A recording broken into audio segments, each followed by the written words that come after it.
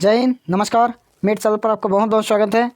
आज हम लोग बीएससी फर्स्ट ईयर वालों का paper third chemistry physical chemistry का इम्पॉर्टेंट क्वेश्चंस देखेंगे ना। दरअसल ये अब chemistry physical chemistry third paper नहीं, अब फर्स्ट और सेकंड पेपर ही बन चुका है। इसके पहले जो क्लास मैंने आज दिया था इनऑर्गेनिक केमिस्ट्री का, उसी में इम्पॉर्टेंट क्वेश्चंस के बारे में बता दिया था कि कैसे कैसे है, और बुक के बारे में बताया था, पेपर के बारे में। देखो, ये जो थर्ड बुक है, अब थर्ड बुक नहीं रहा, फर्स्ट और सेकंड बुक दोनों में ही ऐड हो चुका है। यानी कि थर्ड बुक का कुछ यूनिट फर्स्ट बुक में ऐड किया गया है और इसका कुछ यूनिट सेकंड में ऐड किया गया है। यानी कि अब आप लोगों का 3 पेपर की जगह सिर्फ 2 ही पेपर होगा, 2 ही पेपर, एक इनऑर्गेनिक और फिजिकल, एक ऑर्गेनिक और फिजिकल।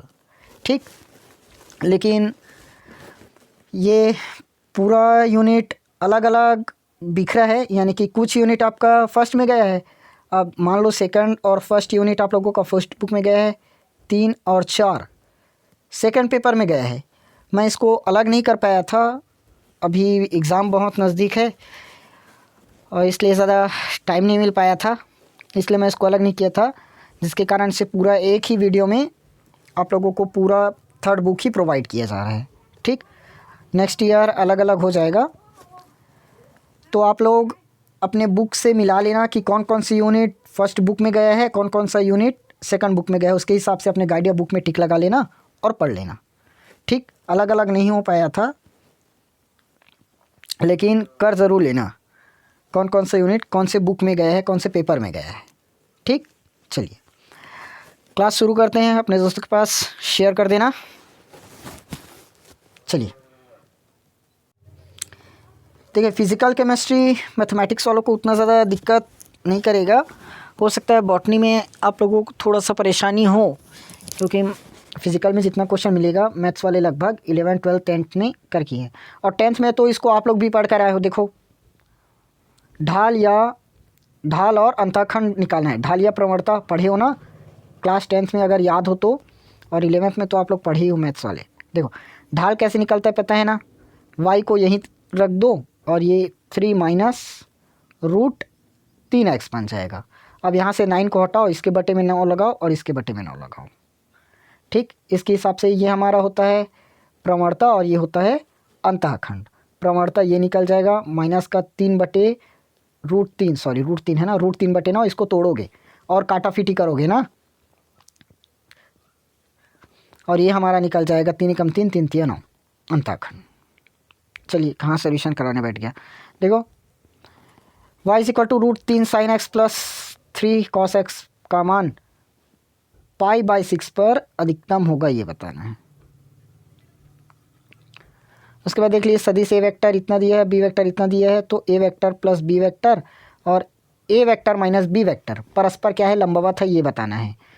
क्या है परस्पर लंबवत, तो जानते हो लंबवत कब रहता है, सबको पता है ना। बराबर 0 आ जाए तो लंबवत होगा। यस, log 2 इतना, log 3 इतना, तो log 108 का मान कितना होगा, ये बताना है।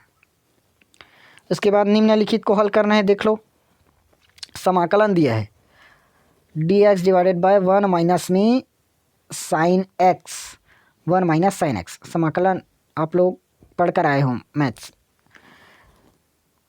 और ये सारणिक दिया है, सारणिक का मान ज्ञात करना है। पूरा मैथमेटिक्स ही भर दिया लगता है। यूनिट 2 में देखते हैं, सिद्ध कीजिए कि किसी गैस के अणु का प्रभावी आयतन उसके अणुओं के वास्तविक आयतन के 4 गुना होता है। निम्नलिखित को समझाना है। आणविक वेगों के वितरण का प्रभाव, ताप का प्रभाव वितरण पर, संगत अवस्था नियम, क्रांतिक स्थिरांकों के मान वैन डर वाल्स स्थिरांकों के रूप में ज्ञात कीजिए। वैन डर वाल्स अवस्था समीकरण की सीमाएं लिखना है। संविड्यता गुणांक को परिभाषित करना है। द्रव्य की संरचना आयरिंग सिद्धांत की सहायता से बताना है। फिर उसके बाद उड़नान मान क्या है, इसकी उपयोगिता बतानी है। भौतिक और रासायनिक अधिशोषण में अंतर स्पष्ट करना है। अधिशोषण तो पढ़े हो पिछले साल 12th में। उसके बाद देखो, शांता गुणांक, इसको आप लोग पढ़ोगे, लॉन्ग क्वेश्चंस को आप लोग पढ़ोगे ना। देख लो यहाँ पर द्रव स्नेही और द्रव विरोधी कोलाइड में अंतर, ये याद ही होगा मेरे ख्याल से सबको। अधिशोषण और अवशोषण में अंतर 2 नंबर का, 2 नंबर का है करके 2 ही मत लिख देना, कॉलेज है। ठोसों की संरचना की निर्धारण की ब्रैग विधि। NH3 में से सममित तत्व उपस्थित होते हैं। कौन से सममित तत्व होंगे ये बताना है। अरस समीकरण, नित्य क्रिस्टल दोषों पर संक्षिप्त टिप्पणी। उसके बाद देखो तो अंतराफलक कोणों की स्थिरता का नियम और इस पर टिप्पणी। मिलर अंक, बिंदु समूह, फ्रेंकेल दोष और प्रभाव, यूनिट 5। ये आप लोग पूरा पढ़ लेना। अब यूनिट 5 से पता नहीं आप लोगों के जो फर्स्ट और सेकंड बुक है इस पर ऐड हुआ है कि नहीं हुआ है, आप लोग थोड़ा सा मिला लेना ना, मैं सिर्फ क्वेश्चंस को इसलिए दे रहा हूँ। ये लीजिए, प्रथम कोटि अभिक्रिया के लिए सिद्ध करना है। अभिक्रिया के वेग के लिए संघट्ट सिद्धांत, श्रृंखला अभिक्रिया। चलिए सेकंड पेपर पर आते। चलिए इसका दूसरा सेट देखते हैं। निम्नलिखित का मान ज्ञात कीजिए। देख लो, log 36/25, log 5/4 माइनस log 9/5। जानते हो कैसे कैसे करना है। प्लस में है तब क्या होता है और माइनस में है तब क्या होता है पता है ना। प्लस में गुणा और माइनस में डिवाइड। देख लो, सरल रेखा खींचिए। ढाल और अंतःखंड ज्ञात करना है इस बार। अवकल गुणांक का मान निकालना है x⁻3/2। पूरा मैथमेटिकल है बहुत। निम्नलिखित का मान ज्ञात कीजिए। मान ज्ञात कीजिए RT dV/V। तो RT तो कांस्टेंट हो जाएगा, निकल गया 1/V का log V बन जाएगा। log 100 माइनस log 10 होगा। log 10⁻36 और log √16। पूरे का आंसर करा देता लेकिन क्लास बहुत ज़्यादा लंबा हो जाएगा ना, इसलिए नहीं करा। निम्नलिखित फलन के उच्चिष्ट एवं निम्निष्ठ मान ज्ञात कीजिए। अभी रिसेंटली 12th से निकल कर आया लेकिन ये 11th क्लास में था और 12th मैथ्स में तो पढ़े उन लोगों को दिक्कत नहीं होना चाहिए। अवकल गुणांक लिखना है 1/x² का। इसका मान ज्ञात करना है 1/x² का। समाकलन कर दोगे x⁻2 पर चला जाएगा। ये आप लोग पढ़ोगे ना लॉन्ग क्वेश्चन को। H2 और हीलियम के असामान्य व्यवहार को दर्शाना है, मतलब समझाना है पूरा। ये किस ताप पर N2 अणुओं के लिए RMS वेग CO के 17 डिग्री सेल्सियस RMS के वेग के बराबर होगा। निम्नलिखित को स्पष्ट करना है। बॉयल का नियम, क्रांतिक तापक्रम। गैस के द्रवीकरण पर एक संक्षिप्त टिप्पणी लिखना है। क्रांतिक घटना क्या है। क्रांतिक घटना स्थिरांक तथा वैन डर वाल स्थिरांक में संबंध निकालना है। उसके बाद श्यानता से क्या तात्पर्य है। श्यानता गुणांक ज्ञात करने की एक विधि वर्णन करना है।